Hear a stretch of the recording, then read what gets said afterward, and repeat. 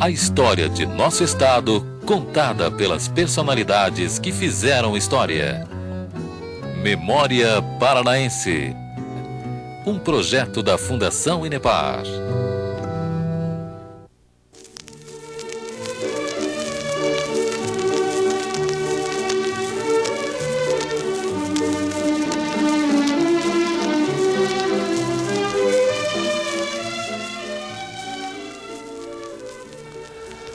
Você ouviu aí a música que era usada no programa de Arthur de Souza, um pioneiro do rádio do Paraná, ex-deputado, que hoje é o nosso convidado aqui no programa Memória Paranaense.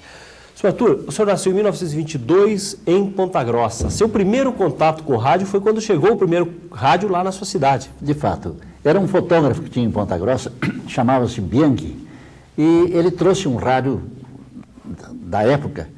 E meu pai era muito amigo dele, então tivemos um convite para escutar rádio na residência dele. Fomos lá e eu fiquei fascinado. Foi o meu primeiro contato. Eu tinha 6 anos de idade. Tinha a sintonia de emissoras estrangeiras? Pegávamos muito a Argentina naquele tempo. E era um acontecimento, né? Uma chegada de um aparelho assim, o primeiro na cidade, e as pessoas tinham muito interesse na época. Como não? O senhor acha que foi aí um primeiro momento que marcou o interesse pelo rádio, depois que mais tarde veio a ser a sua carreira? Eu acredito que sim. Depois o rádio começou a se dissipar, e então o interesse dos jovens era muito grande, porque era a maneira da gente ouvir as músicas. Antigamente, isso é uma coisa que até é curioso a gente dizer, quando chegava a véspera de carnaval, as moças e os rapazes ficavam na frente das casas de disco, escutando as marchinhas e aprendendo as letras para saber cantar nos clubes depois, porque não havia rádio. Então, era assim que... E o curioso é que aprendiam e cantavam, sabe, animadamente. Mas a música mesmo, essa facilidade, só depois com a chegada do rádio que as pessoas tiveram acesso, né? Como não? Um irmão seu trabalhava já montando rádios, como era isso? Não, ele foi comigo a assistir rádio nessa ocasião, né? Quando ficou mais moço, ele, por força de um amigo, ele depois formou-se em engenharia porque gostava muito desse ramo. E foi da Eletrobras até engenheiro. Mas ele, como tinha um amigo Bufara em Ponta Grossa, era um senhor que tinha uma casa de meias, mas que gostava muito de rádio também. E ele sabia os esquemas de rádio para montar rádio naquele tempo. Porque, não sei se o entrevistador já ouviu falar, ou já viu um Rádio Galena. Já viu um Rádio Galena? Os primeiros, sim. O Rádio Galena, hoje a gente fala, muita gente não sabe o que é. Mas era a pedra galena. Esta pedra galena, havia um transformador, não tinha eletricidade. Sabe? A pedra é que trazia como é que se pode dizer? A força estava ali naquela pedra. Então, com uma agulha, a pessoa ia procurando na pedra, com um fone no ouvido, até que, com aquele condensador e tudo, entrava a estação, no Rádio Galena, que corresponde hoje ao rádio de pilha. Mas este foi... Bom, mas o meu mano começou a montar rádio pelos esquemas e tal, e veio antes de mim para a rádio, para Curitiba. Por que montar rádio? Não havia ainda industrialização, a compra fácil de aparelhos? A pessoa queria rádio, montava, sabe? E não era com alto-falante, era com fone no ouvido. Esses rádios que a rapaziada montava, né? Esse que eu fui ouvir, não, esse tinha alto-falante. Antes do surgimento da primeira emissora da sua cidade, em Ponta Grossa, o senhor trabalhou um tempo como locutor no cinema de sua cidade. Como foi? Não, foi uma maneira de eu começar a praticar a locução. Porque quando eu soube que a estação ia ser fundada, que Ponta Grossa ia ter a PRJ2, eu era amigo do dono do cinema Renascença em Ponta Grossa, Paminondas Osman. Então eu conversei com ele e passei a fazer um programa na cabine do cinema. Quer dizer, o microfone era na cabine do cinema e a audiência era na plateia. Porque naquele tempo não havia televisão, então a moçada toda, a sua maior atração era o cinema. E era a maneira, porque naquele tempo também as moças não tinham essa liberdade que tem hoje de sair a hora que querem. A moça de noite não saía sozinha, só saía acompanhada da mãe ou de alguém da família, né? Então, o cinema era um pretexto para ver o namorado. Então, o que acontecia? As moças chegavam cedo ao cinema. Elas chegavam, se encostavam na poltrona, mas de costas para a tela, e ficavam vendo a entrada do cinema. Porque era o flerte, era por onde entravam, os rapazes chegavam, ficavam lá em cima, na entrada ali, né, no hall aqui, e elas ficavam vendo, às vezes até consentiam que eles viessem sentar ali. Então, o que eu fiz? Eu passei a irradiar música da cabine para esta mocidade. E assim eu me capacitava, assim, sabe, como se estivesse num estúdio de rádio. Na minha imaginação, eu estava fazendo o maior rádio do mundo. Foi a sua escola. Cinema. Eu fazia propaganda. Então, eu passei a vender textos, como se fosse, sabe, eu me sentia assim como diretor de uma rádio. Eu fazia propaganda e tocava as músicas, coisas assim. Então, eu adquiri alguma tarimba para locução. Quando a J2 abriu o concurso para locutores, eu me inscrevi e, graças a Deus, fui aprovado. Como era a rádio em Ponta Grossa, década de 40, essa primeira emissora de Ponta Grossa? Bom, a gente... era a primeira estação, mas o pessoal que foi dirigir a rádio ia muito a São Paulo, ia ao Rio, então a estação tinha um esquema como era o esquema das outras estações. E nós tínhamos gerente, a gente era muito bitolado, compreende? Tinha que ter muito cuidado nos improvisos que fazia, era tudo assim, em função do que a direção queria.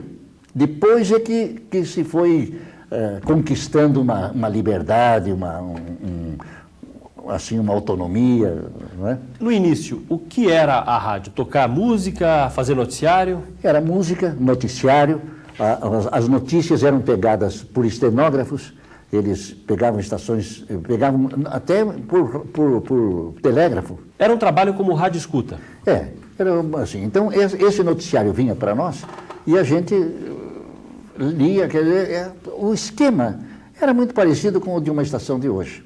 A tensão era bastante grande porque era a fase da Segunda Guerra Mundial. As pessoas estavam preocupadas com o que acontecia na Europa. De fato.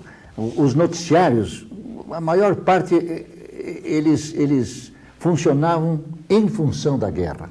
Então, era uma cidade que caía, era uma batalha que se travava, era a tropa que embarcava, ou às vezes um acontecimento triste de aviões que foram abatidos, e a Força Aérea Brasileira participou, os nossos jovens estavam lá lutando, os pracinhas.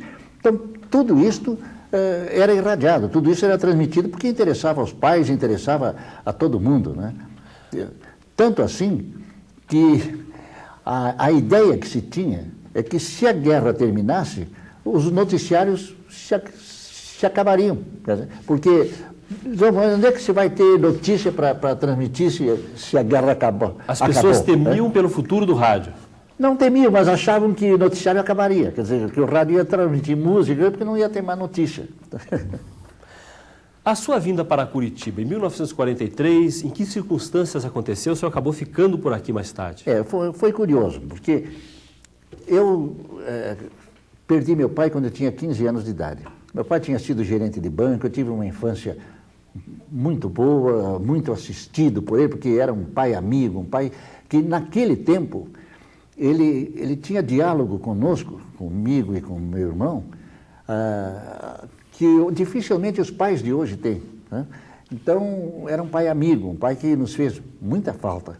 Com 15 anos eu perdi. E meu pai teve um revés enorme na vida, porque o Banco Pelotense, do qual ele era gerente em Ponta Grossa, na Revolução de 30, fechou. E quando nós tínhamos uma chácara onde o papai mandou fazer uma porção de aparelhos de ginástica, balanço, era um paraíso para nós. nós estávamos, foi uma coisa assim que me marcou, porque um dia chegaram vários funcionários do banco, foram lá na chácara, e eu vi a mamãe chorando e o papai abatido, e aí eles nos contaram depois que o banco tinha fechado. Em função da Revolução de 30, o Banco Pelotense fechou. Então, ele sofreu muito, porque em Ponta Grossa ele chegou, o banco estava numa situação assim de poucos depósitos, ele fez amizades, trouxe, sabe, então o pessoal dizia, mas seu Souza, o senhor sabia que o banco ia fechar, por que não nos avisou? O pai disse, mas se eu soubesse, sabe, então... Criou uma situação ruim para ele na cidade. Aí perdemos o papai. O papai, em função disso, ele ficou doente, não melhorou mais e morreu, de desgosto. Aí nós ficamos, eu tinha 15 anos de idade quando ele morreu. E a mamãe ficou com uma pensão do banco, uma coisa, sabe, o banco em liquidação, quer dizer, pode imaginar o que foi, quer dizer, aquela infância que antes era nababesca, passou a ser, assim, de uma economia. E, então, o meu sonho era continuar meus estudos, como era do meu irmão, da minha irmã também. E o rádio foi que propiciou isto, quer dizer, a carreira de radialista. Então, quando a estação começou, eu comecei, foi o meu primeiro trabalho, foi a rádio. E o senhor veio para Curitiba, na época, fazendo o CPUR, com a possibilidade de ir para a Segunda Guerra Mundial. Nós estávamos em guerra, não é? Então, eu iria ser chamado a qualquer momento para ir para o front.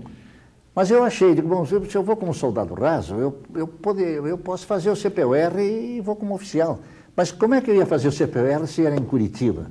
E eu não tinha como pagar pensão. Naquele tempo era comum o moço que vinha do interior, havia muitas pensões em Curitiba, casas de família que albergavam estudantes, porque eles vinham e a gente pagava uma coisa módica, né? Oportunidade. Para a universidade, ou mesmo para fazer o pré, né?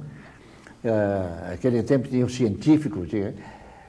Bem, uma ocasião, foi um episódio, porque o meu mano tinha uma motocicleta, e eu tinha em Ponta Grossa também, gostava muito, e ele foi nos visitar, foi visitar a mamãe, e choveu torrencialmente, ele tinha que voltar para trabalhar, porque ele já estava na PRB2, o Lores de Souza. Já trabalhava aqui? Já trabalhava aqui. Então ele teve que deixar a máquina, e depois me telefonou pedindo que eu trouxesse. E eu vim a Curitiba, fiz relacionamento com o pessoal do rádio, porque eu já trabalhava em Ponta Grossa, e cheguei a fazer locução, até, sabe, por curiosidade, fiz uma ponta. Tempos depois de um mês ou dois, ele disse, olha, Arthur, há uma vaga de locutor na PRB2. Você quer vir para Curitiba? Eu não esperei que ele dissesse, que ele terminasse a ligação. Eu vim. Então, foi como eu comecei a trabalhar em Curitiba, já me matriculei no CPUR, passei a fazer o curso de oficial da reserva. Quando terminou a guerra, eu saí aspirante, quer dizer, não precisei ir para a Itália. Mas fiz toda a cobertura da guerra como locutor. Já trabalhando em Curitiba, já na trabalhando em PRB2. Curitiba e com um sonho que eu alimentava, que era de poder ir para a universidade. E isto, quer dizer, por isso que eu disse, o rádio foi meu grande pai, porque ele propiciou tudo isso. Vamos para o intervalo comercial, nós já voltamos. Estamos hoje conversando com um pioneiro do rádio paranaense, Arthur de Souza, também ex-deputado. Nós já voltamos. Estamos apresentando Memória Paranaense, um projeto da Fundação Inepar.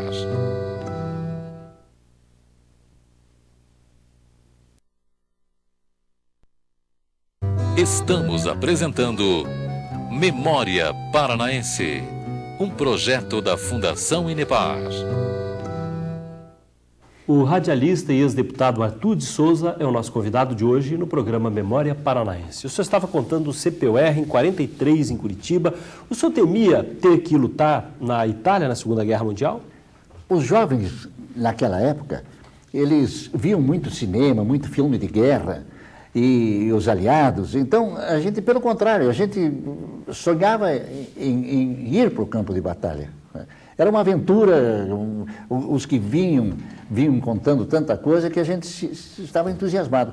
E o CPUR estava crente, eu me lembro que a disciplina era rigorosíssima, porque se o aluno não progredisse, ele era desligado. Tá? Desligado, ele ia para a Itália, porque aí ele ia para o corpo de tropa. Né?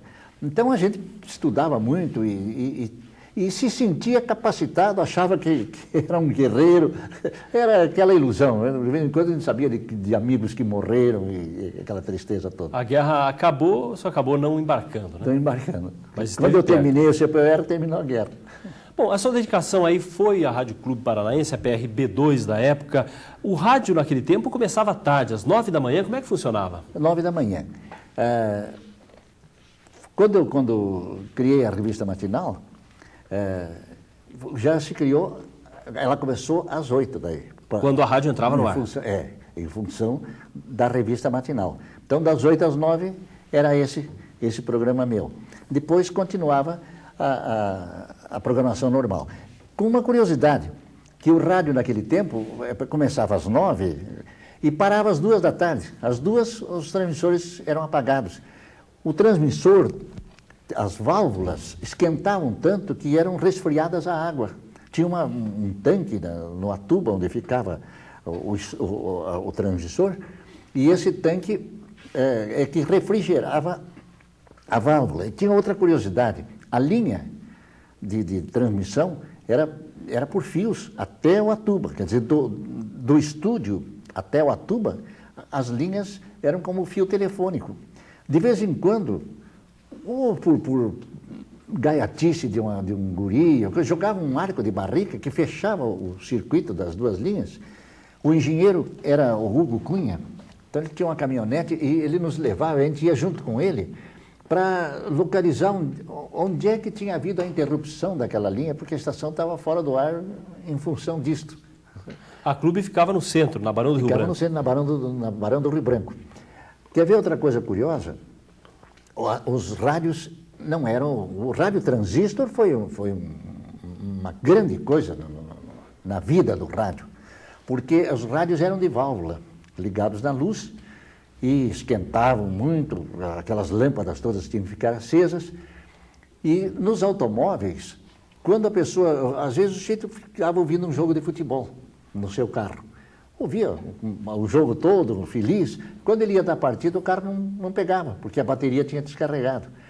Esse pessoal que morava em Colônia tinha 2 baterias, porque trazia uma para carregar, enquanto ficava escutando o rádio com a outra.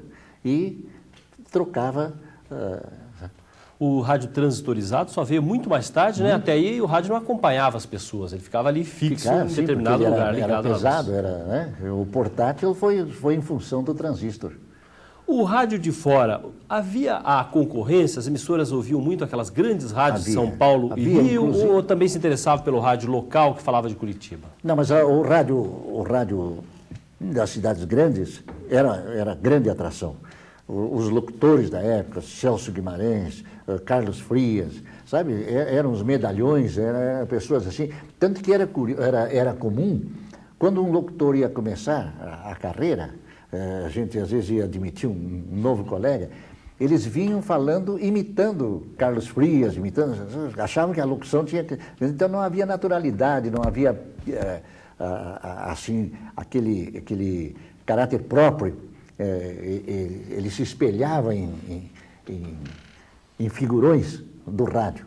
E as estações da Argentina também eram muito ouvidas no Brasil. O auditório da rádio da PRB2, o senhor disse que o auditório era isolado do público, havia um vidro? Nós até chamávamos, curiosamente, de aquário, porque era um vidro enorme, um vidro como de uma vitrine. Então, os artistas, o regional, a orquestra, tudo isso ficava ali dentro. E o auditório era um plano inclinado, atrás desse vidro. O ouvinte, o assistente, podia gritar quando quisesse, aplaudir, tudo que não perturbava a transmissão, porque ela estava... Mais tarde, a rádio mudou da Barão do Rio Branco para a Rua Monsenhor Celso para fazer uma grande reforma. Então, sim, fez-se um palco com cortina que abria, mas isso depois de muito tempo. Esse isolamento com o vidro certamente tirava, né, a vida do programa no sentido de integração com o público que estava ali assistindo. Mas tinha a vantagem de que o som era muito mais puro, né? Porque não havia interferência do auditório. Compensação, não se ouvia palma também. Tinha ocasiões que tinha um disco de palma. Então, quando o operador precisava dar assim, calor a uma apresentação, o disco é que aplaudia, não era o auditório. Os artistas que passavam por Curitiba tinham então presença obrigatória, estavam ali para divulgar o seu trabalho e se apresentando nesses programas. E acontecia o seguinte também, nós estávamos em plena época do jogo, então o Cassino AU era uma atração ou melhor, o jogo precisava atrair a vida, precisava alimentar a vida noturna. Com isto, o Cassino trazia grandes artistas, grandes cartazes para Curitiba, porque quando esses cartazes internacionais vinham ao Rio, a São Paulo, e depois iam a Porto Alegre, não deixavam de passar por Curitiba em função de terem aqui um contrato garantido que o Cassino AU lhes propiciava. Com isto, estes artistas, e a rádio tinha um convênio com o Cassino AU. Quer dizer, o artista que já era apresentado lá, se apresentava na rádio e depois nós irradiávamos do cassino, muitas vezes, quando era um cartaz, como Yankee Pura e outros, sabe, assim, figurões internacionais, nós irradiávamos diretamente do Cassino AU. Acompanhando o seu palco. E com isto, a elite curitibana frequentava o cassino, porque queria ver o seu artista, e era uma maneira de fazer um bico na roleta, sabe? Então o jogo tinha grande afluência por causa desse público que era atraído pelo artista. E a presença do curitibano no auditório era bastante grande? As pessoas buscavam acompanhar os programas? O auditório sempre estava lotado. E, mormente, depois que a rádio fez esta reforma e que o palco era grande e as acomodações para o público também eram largas, estava sempre lotado. O senhor lançou um programa com o nome curioso, Desfile de Fantasmas. Como é que era esse programa? O Desfile de Fantasmas foi uma maneira de... Aquelas pessoas inibidas que não têm coragem de se apresentar no microfone. Cantam só no banheiro? Mas tem boa voz, cantor de banheiro. Você qualificou muito bem. Essas pessoas tinham medo de um insucesso no palco. Então, não se apresentavam. Aí, nós tivemos essa ideia. Quer dizer, se ninguém sabe quem ela é, se for vaiada, se não cantou direito, se interrompeu ou desafinou, era o seguinte, era um capuz de como um fantasma, um capuz preto. Então a pessoa punha aquela indumentária e cantava. Se até o fim era aplaudida, aí o auditório mesmo exigia que tirasse a fantasia, porque queria saber quem cantou. Aí tirava, era mais aplaudido ainda e tal. Se errava, ia lá para dentro, ninguém sabia quem. Então também, assim como vinha muita gente boa, vinha gente que não chegava a cantar 5 palavras e já era gongada. Mas era o desfile de fantasmas em desfile. E tinha aqueles aplaudidos que mesmo assim não queriam tirar o capuz, que tinham vergonha? Não tinha. Quando a pessoa tinha sucesso, ela se deixava... Esse foi o seu primeiro programa de maior sucesso, seu programa no rádio? Foi o Desfile de Fantasma. Políticos usavam já o rádio, década de 40, década de 50? Como é que era a presença dos políticos no rádio? O político usava o rádio quando não havia programas políticos como há hoje, que inclusive horários gratuitos, essa coisa que a gente vê na televisão. O político vinha à rádio quando havia uma oportunidade para que ele abordasse algum assunto, ou quando era convidado pela emissora, era assim. Agora, acontecia que nós, de rádio, forçosamente tínhamos uma certa, como é que se pode, penetração perante o eleitor, porque ideias que a gente esposava, assuntos brigas que a gente comprava às vezes, né? Como se vê hoje também. Então, com isto, havia um estreitamento entre o ouvinte e o personagem de rádio. E acontecia que depois o sucesso numa política... Entrevistas, o senhor diz que eram pouco comuns. Agora, alguns professores universitários faziam palestras através do rádio. De que forma? Isto sim, isso acontecia muito. Porque Curitiba é uma cidade universitária. E o pessoal da rádio tinha, assim, uma tendência a trazer esta gente para fazer um rádio elevado. E com isso, muitos professores, vinham e faziam palestras na rádio. Eram professores universitários que iam lá apresentar suas ideias, e sem a presença do entrevistador propriamente, mas que desenvolviam suas palestras. E não era propriamente não era entrevista, compreende? Ele vinha e abordava o assunto que estava naquele momento em evidência. O surgimento do radioteatro. O radioteatro, quando surgiu, a princípio não era assim um corpo de radioteatro efetivo. Era o pessoal de boa vontade que gostava de teatro e vinha compor o elenco da rádio. Voluntários, não eram empregados. Voluntários. A primeira peça que a B2 transmitiu foi a Ceia dos Cardeais. Eu não me lembro quais eram os figurantes, mas eram 3 pessoas que apresentaram a ceia. Depois, então, veio a novela, propriamente dita. E o interessante era como era feita como os efeitos sonoros, a sonoplastia acontecia. Porque o sonoplasta fazia os sons ali dentro do estúdio enquanto a peça estava sendo encenada. Então, se havia uma tempestade, ele pegava uma folha de zinco, uma folha grande, e balançava. Aquilo parecia trovão, parecia vento, sabe? Um galope de um cavalo era com 2 cascas de coco, ele batia no peito e batia nas pernas, então fazia o galope do cavalo. Depois é que começaram a chegar gravações com sons, os efeitos com efeitos sonoros que iam enfeitar o quadro. Tudo isso ao vivo, né? Com a possibilidade de erros e a necessidade de improvisação, de pensar rápido. Como não? Vamos para mais um intervalo. Então, estamos conversando aqui com o radialista, ex-deputado Arthur de Souza. Nós já voltamos.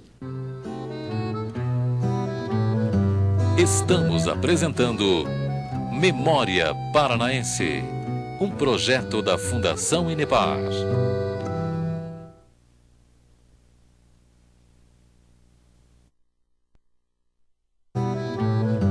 Estamos apresentando Memória Paranaense, um projeto da Fundação Inepar.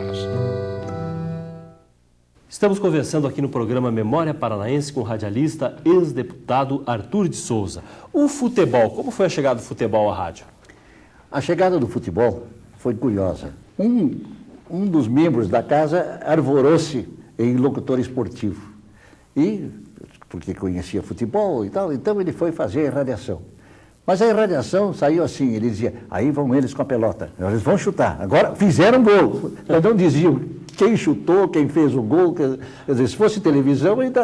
Né? Não se dava horas de informações. Rádio, o pessoal ficava completamente vendido, porque...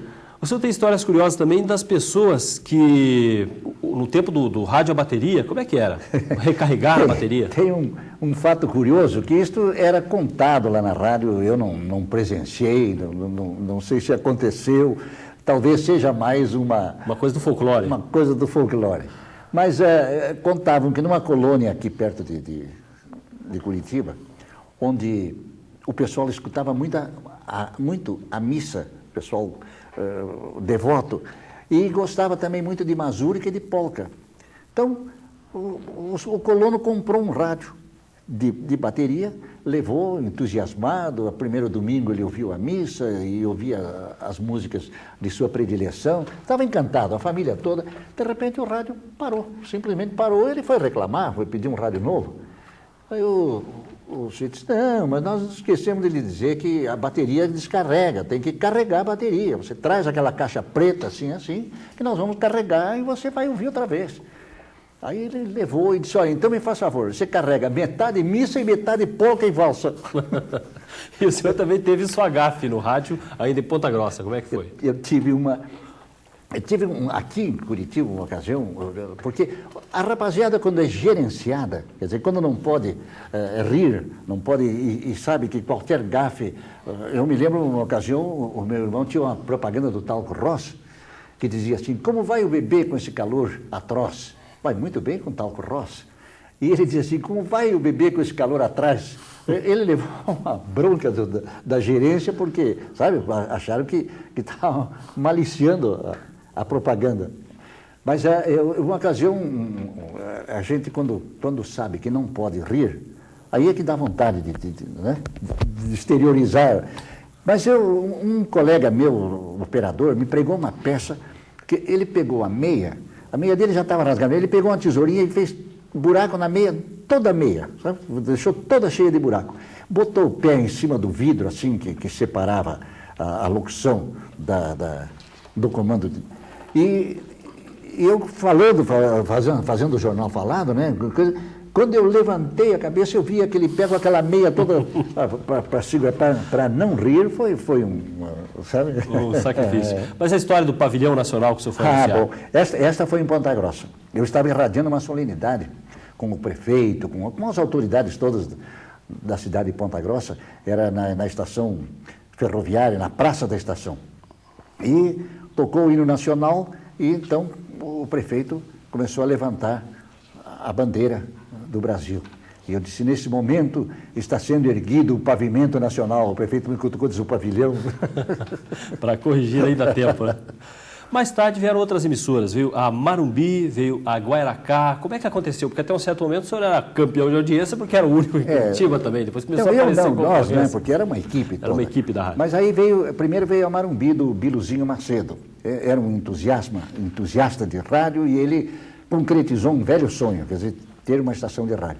Mas a estação era em Campo Largo, o transmissor, e o estúdio é que era em Curitiba. Rádio Marumbi, de Campo Largo, eles anunciavam assim. Essa foi a segunda estação. Depois veio a Rádio Guairacá. Com um investimento grande para ser uma grande rádio. A Rádio Guairacá foi um investimento grande, um investimento que fazia frente, assim, rivalizava mais com a PR2. Que era a Rádio Moisés Lupion, a Guairacá, a rede, né, que ele fez várias. E, inclusive, tirou muitos locutores nossos, né, e valores do rádio, como a Luiz Finzeto e outros, né, medalhões da época, foram absorvidos pela Rádio Guairacá. Então, passou a haver uma certa rivalidade entre as duas estações, o que foi muito bom para o ouvinte, porque as estações se sentiram na obrigação de fazer um rádio melhorado. Quando é que o senhor começou a se sentir uma pessoa conhecida, uma celebridade até na cidade, porque o rádio era ouvido, né, de forma presente em toda a cidade? Em que momento que o senhor sentiu isso? Mexeu em alguma coisa na sua vida? Alterou alguma coisa? Sabe, vai muito da formação pessoal da pessoa. Eu sempre fui um sujeito muito humilde. Então, eu nunca me deixei entusiasmar assim por sucesso, sabe, essa empolgação. Que são coisas passageiras. Nunca tive isso, nunca tive. E a gente era conhecido por força de ser a única rádio que havia em Curitiba, então automaticamente era ouvido, quer dizer, nós éramos impostos ao ouvir, porque ele ou nos ouvia ou não tinha a quem ouvir, né? Então, nunca senti coisa sabe, e uma coisa que era curiosa também, porque o sujeito que ouve rádio, ele imagina a figura que é dona daquela voz. Então, havia pessoas que me escutaram durante anos, mas não sabiam o meu tipo físico. E quando dizia assim, olha, esse é o Arthur de Souza. Ostia, esse é o Arthur de Souza. Eu pensava que era um grandão, sabe? Porque ele imaginava em função do tom de voz, da maneira como a gente falava. O rádio deu a possibilidade que o senhor fizesse o curso superior, o senhor fez Direito na Universidade Federal. Era o meu grande sonho. Quando eu vim para Curitiba, o CPUR era uma necessidade, por causa da guerra. Mas o sonho era poder fazer um curso superior, e eu gostava muito da advocacia, desde de garotão em Ponta Grossa. Eu admirava aqueles medalhões que tinha.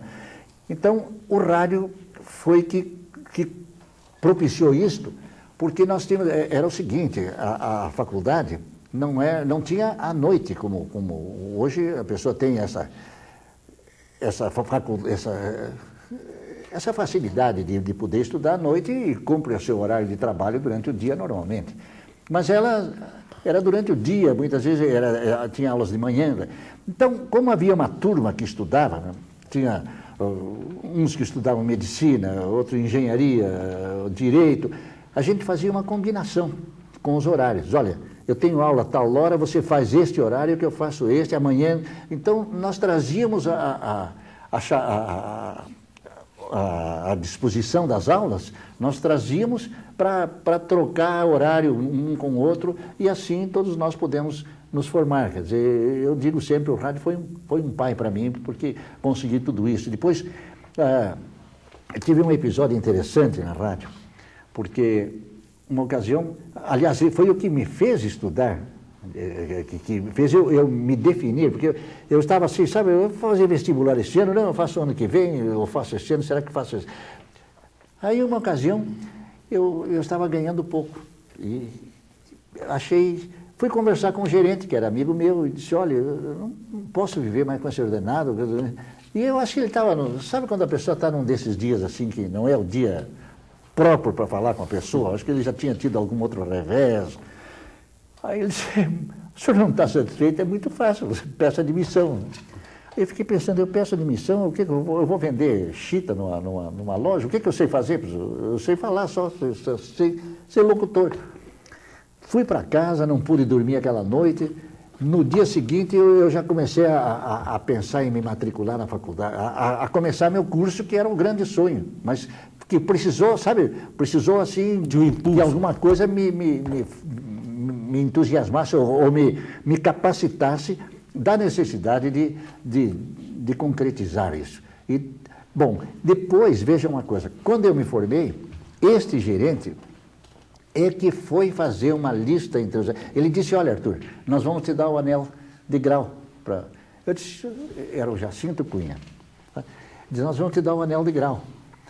Eu disse, não, senhor Jacinto, eu já tenho o anel, mas se quiser me dar uma coisa valiosa, é uma coleção do Código Civil, que isto, para mim, é muito mais útil do que um anel. Então, eu tenho essa coleção com a assinatura de todos os meus colegas de rádio, inclusive ele encabeçando, tá? E aí eu comentei com ele, digo, olha, o senhor tem grande participação nesta vitória minha, porque quem me deu um óleo canforado na hora e fez com que eu estudasse, que eu começasse o que eu tanto queria, foi aquele episódio assim. Depois, a rádio foi sempre muito, a direção da rádio foi sempre muito amiga. O primeiro automóvel, quando o meu sonho era automóvel, sabe?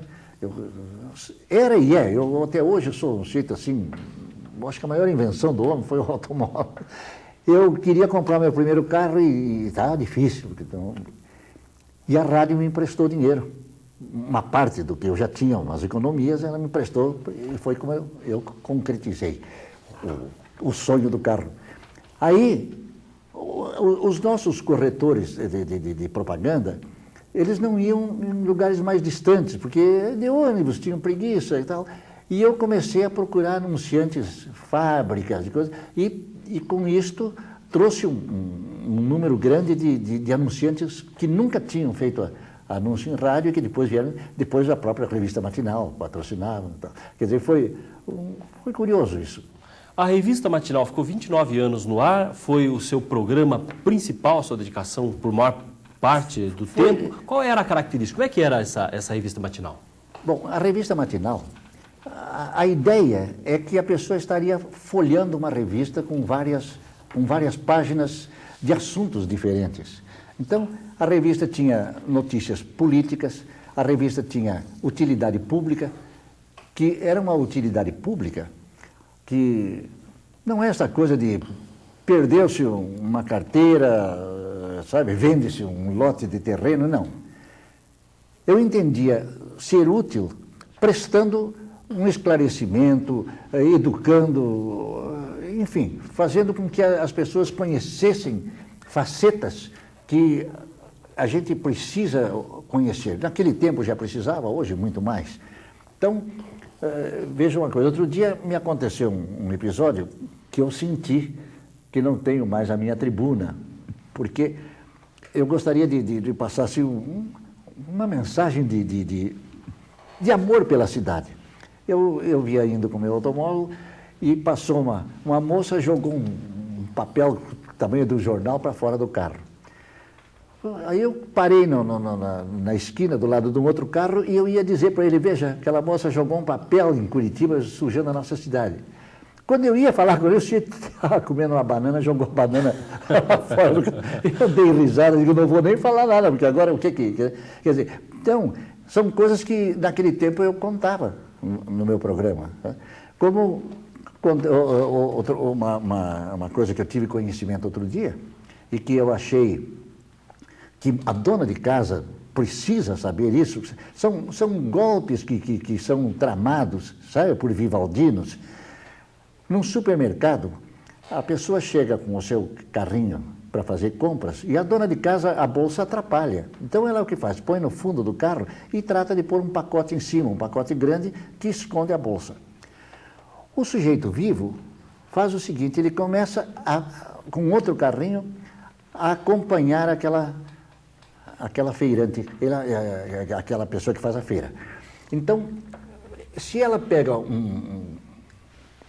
5 maços de papel higiênico, ele pega 5 maços de papel higiênico e põe ali. Se ela pega um pacote de arroz, ele pega um pacote de arroz. Quer dizer, o carro ele vai fazendo com que fique semelhante, igual ao da compradora. Na primeira distração dela para pegar um pacote, ele empurra o carro dele para ela e leva o carro que está com a bolsa. Ela olha, vê tudo ali que ela está comprando, ela jura que é o seu carro. Ele tira a bolsa debaixo da mercadoria e some. Então, quer dizer, outra coisa, eu comprava muita revista estrangeira e procurava tirar assuntos, até da engenharia genética, de outros, todos os assuntos que pudessem interessar. Procurar dar uma variedade de assuntos e conversar com o ouvinte. Então, esta conversa com o ouvinte é que atraía, que fazia com que ele era alguma coisa construtiva.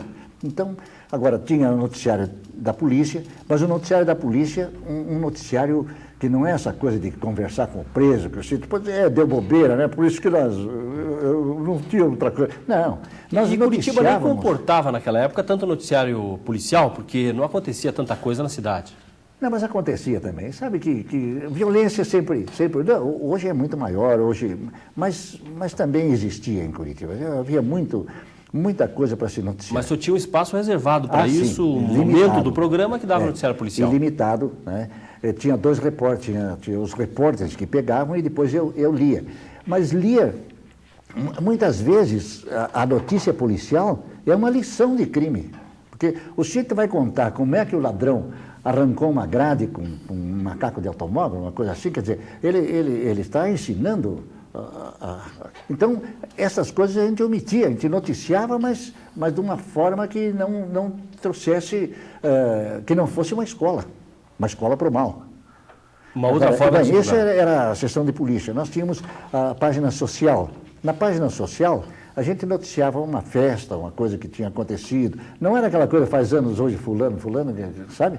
Então, eram acontecimentos da cidade que merecessem um destaque, a gente dava, mas tudo resumido porque o tempo de rádio é limitado.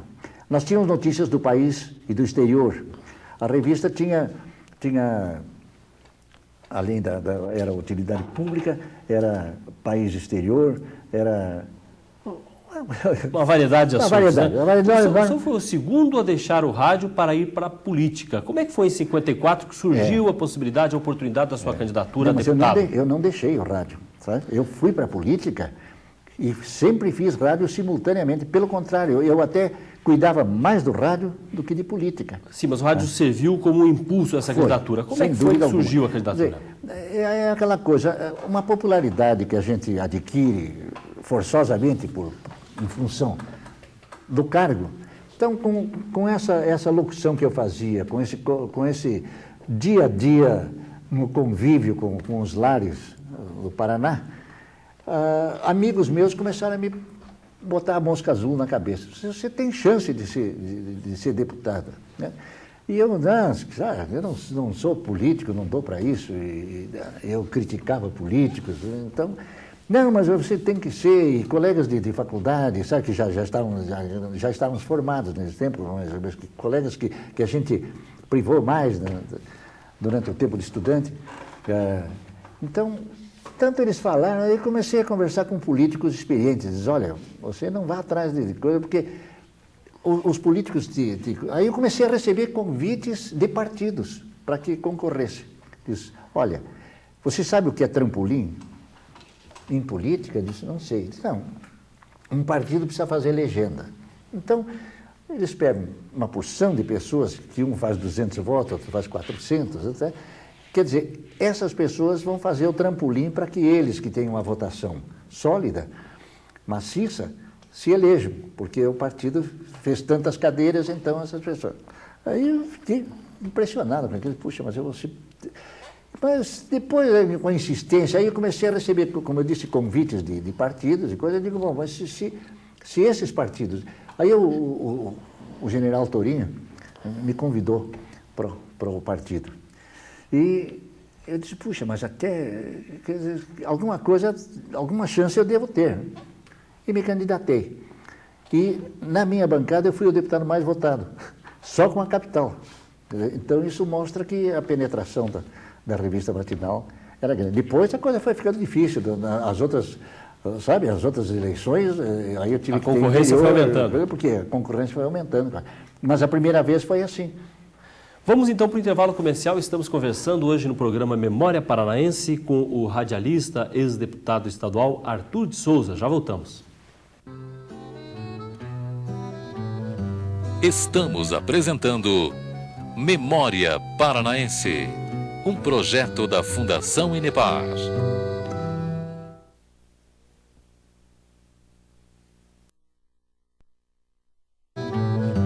Estamos apresentando Memória Paranaense, um projeto da Fundação Inepar. O radialista e ex-deputado Arthur de Souza, nosso convidado de hoje no programa Memória Paranaense. A eleição para deputado foi significativa? Aquele tempo devia ser já um bom salário como deputado, foi importante para o senhor? Como não? Porque no rádio, embora eu explorasse também o meu programa, tudo, mas trouxe um status. Eu passei a ter mais influência na vida do Paraná, que é o estado que a gente ama. Então, indiscutivelmente, depois que me elegi, foi diferente. Foram vários governadores, Lupion, Ney Braga, Bento Munhoz, Pimentel, até Canê, Leão Pérez, que o senhor pegou nesse período de 20 anos como deputado estadual. Como é que era a proximidade no momento que se necessitava da divulgação de cada campanha eleitoral? O senhor era procurado para usar o seu prestígio em função desses nomes que tinham lá suas eleições? Como a nossa bancada apoiava o governo e tinha interesse na eleição daquele candidato que o governo apresentava, então nós éramos muito requisitados para comícios no interior. Era comum, por exemplo, na campanha do governador Paulo Pimentel, a gente recebia, assim, do pessoal que o estava apoiando, avisos, assim, olha, deputado, sai um avião assim para a sua região, Guaraci, Nossa Senhora das Graças, Colorado, sabe?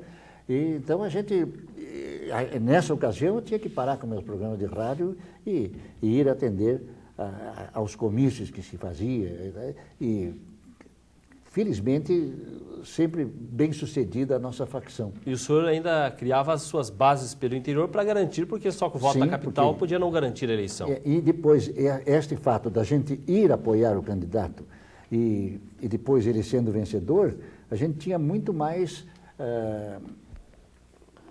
capacidade para chegar e pedir alguma coisa para o município. Quer dizer, então, ele tinha tido uma votação expressiva nas regiões, é essa coisa de política. O senhor acha que essa participação de 20 anos na política, o senhor julga que tenha sido um trabalho importante? Havia possibilidade de atender aquelas preocupações que o senhor tinha com um assunto ou outro, mais possibilidade do que simplesmente dentro da comunicação?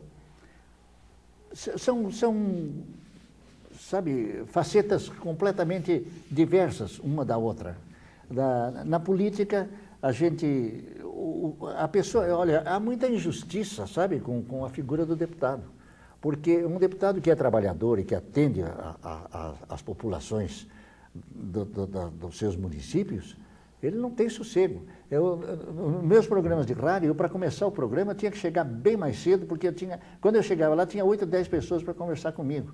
Quando eu terminava, muitas eu dizia, olha, agora não dá, está na hora, eu tenho que organizar o programa, mas deixa na saída eu atendo. Essa gente ficava por ali, ia tomar um café, coisa, e quando eu terminava o programa, eu ficava atendendo mais uma porção de gente. Então, a política, ela desgasta pessoas. Muitos pedidos, pessoas do interior, atendimento médico, e vão todos lá bater na porta do deputado. Depois que a gente se entrosou com o interior, a pessoa vinha com uma carta do prefeito, então você sabia que tinha que atender, porque se aquela pessoa chegasse e disse, olha, eu fui lá, o deputado, sabe? Não é fácil, não. A vida política é sacrificada. Os deputados muitas vezes são injustiçados, aqueles que trabalham. No rádio, o senhor sentiu os efeitos da censura, 64 e daí por diante? Como é que isso pesou no rádio? Eu atravessei toda essa fase. Muitas vezes vinha o fiscal, a pessoa que nos policiava e queria ver o que a gente ia ler, qual era o comentário que ia fazer, e muitas vezes eles riscavam alguma coisa que entendiam que... Né? E, inclusive, nós chegamos a ser processados. Eu, o Algaci Túlio, sabe? Nós respondemos um processo juntos e fomos absolvidos, mas chegamos a ter que contratar advogado e para que nos fizesse a defesa. Outras dificuldades que foram surgindo no rádio. Curitiba ganhou um grande número de emissoras, cada vez mais dezenas de emissoras surgindo. Isso foi dividindo aquele público que antes era mais fácil, era um público que ficava ali com 1, 2, 3 emissoras. Como é que foi esse processo? Mas eu não senti isso, sabe? Quando havia ouvintes para todas as emissoras.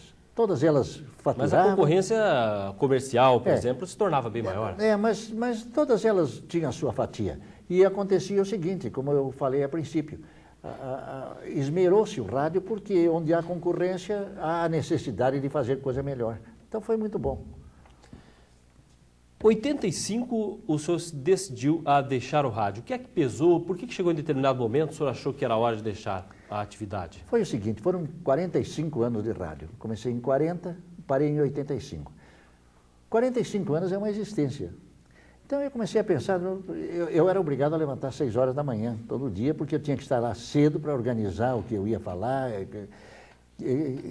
Então chega um ponto em que a pessoa, sabe, vai se sentindo, vai pesando.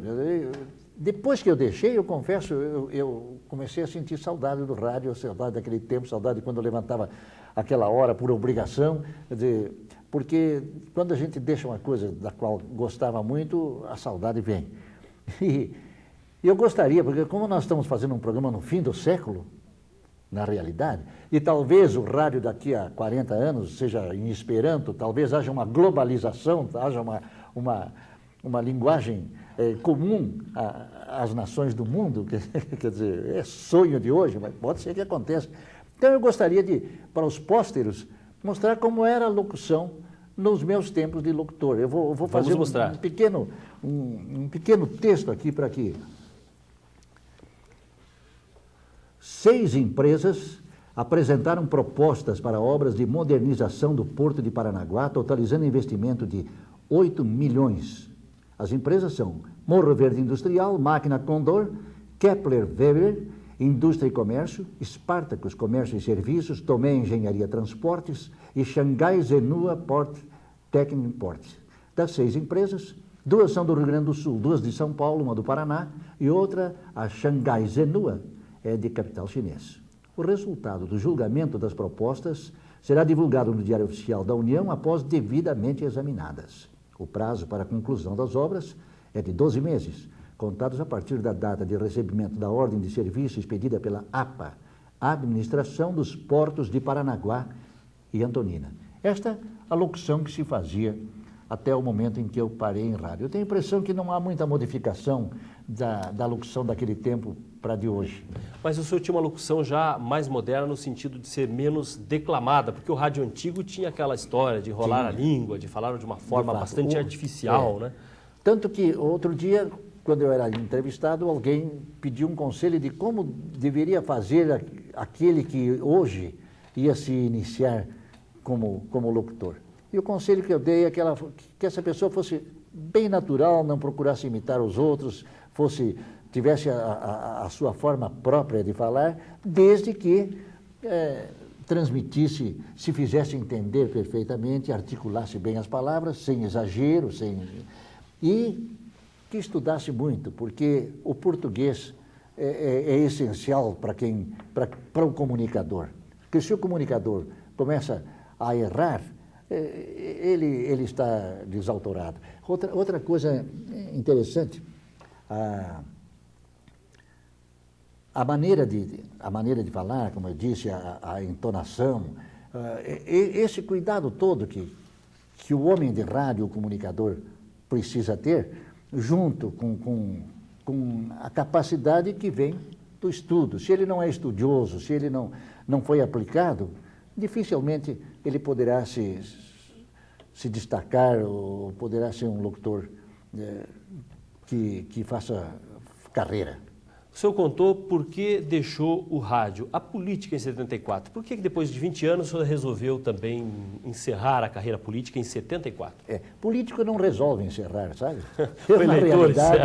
Na realidade, eu tive um revés em 74. Que foi uma época de muita votação na oposição. Foi, sim, foi. E com isto, a maneira como cresceu a oposição, nós éramos deputados do governo e eu, então, não fiz a votação necessária. E com isto eu me desiludi e deixei a política, quer dizer, eu não deixei, ela me deixou. Esta é a realidade, vamos reconhecer. Senão, os votos não foram suficientes. O político não deixa assim. Enquanto ele estiver sendo reeleito, ele vai querer, sabe... Por que o senhor nunca pensou na televisão? Veio a televisão, o surgimento já em 60, mas o senhor tinha uma fixação, gostava do rádio, não se interessou pela TV? Mas sabe, cada um tem que se pôr no seu lugar. Eu acho que o homem de televisão, ele tem que ter locução e tem que ter um aspecto que seja assim, que impressione ao ouvinte. E eu não tenho cara para a televisão. Mas todas as pessoas que iam para a televisão, no começo da televisão, vinham do rádio. O senhor em nenhum momento pensou nessa possibilidade? Não pensei porque o rádio me absorvia de tal maneira e era compensador.